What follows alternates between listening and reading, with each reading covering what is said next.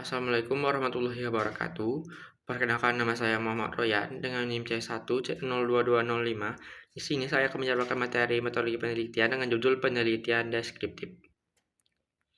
Pengertian penelitian deskriptif. Penelitian deskriptif bertujuan untuk mendeskripsikan dan menginterpretasi karakteristik objek penelitian secara sistematis, mendalam, dan detail.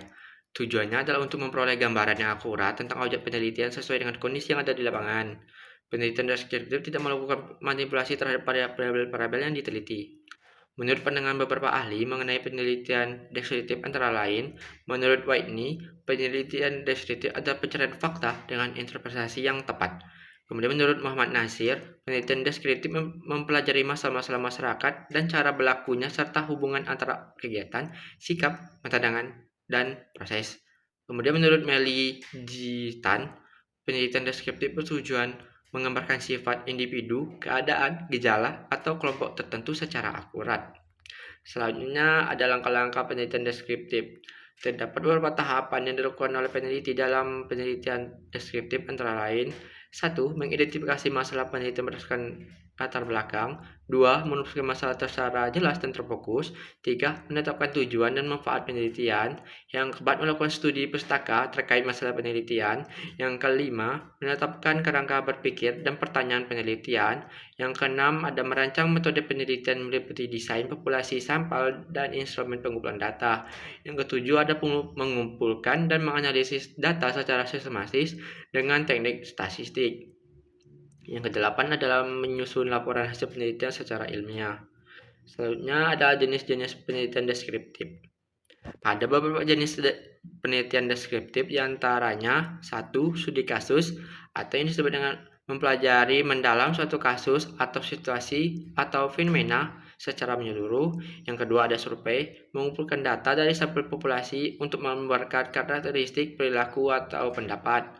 Yang ketiga ada studi pengembangan, memantau perubahan atau perkembangan satu fenomena dari waktu ke waktu. Yang keempat ada studi keberlanjutan, melanjutkan penelitian sebelumnya untuk melihat perubahan atau efek jangka panjang. Yang kelima ada studi sosiometrik, menganalisis hubungan interpersonal dalam suatu kelompok atau masyarakat. Yang keenam ada analisis dokumen, menganalisis dokumen atau bahan tertulis yang memahami isinya atau tren. Yang ketujuh ada analisis kecenderungan, menganalisis data untuk mengidentifikasi atau memprediksi pola atau tren. Yang kedelapan dan terakhir, studi korelasi, mengukur hubungan antara dua variabel tanpa menyimpulkan sebab akibat.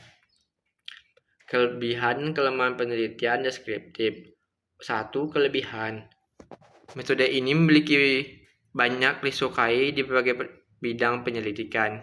Hasil penelitian yang diperoleh melalui percobaan laboratorium tetap menggunakan metode ini untuk mengecek dan membuktikan tingkat rehabilitasnya. Penelitian ini sangat logis dalam menyebarkan informasi. Akhirnya, metode deskriptif sangat cocok untuk penelitian yang menyediakan standar ukuran normatif berdasarkan hal-hal yang umum.